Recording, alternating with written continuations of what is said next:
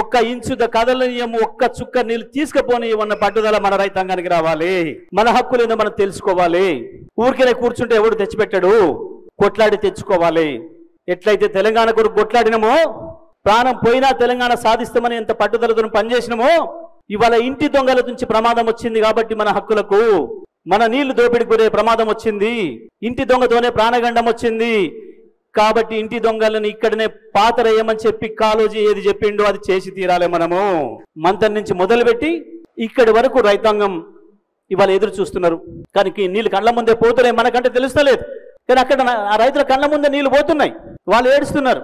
నేను పోయిన ప్రతి ప్రాజెక్టు దగ్గర వీళ్ళు రానియొద్దని చెప్పినా పాపం కింది స్థాయి ఉద్యోగులు, ఉద్యోగం పోయినా సరే భయం లేదు మాకు, సార్ రండి అని చెప్పి దాన్ని స్వాగతించి తీసుకుపోయి చూపించారు. కేసీఆర్ సార్ ఉండగా బ్రహ్మాండంగా నీళ్లు కలకల్లాడేది, రోజు మాకు పని ఉండేది. ఆ పడుతున్న నీళ్ళను చూసి సంతోషపడదాము.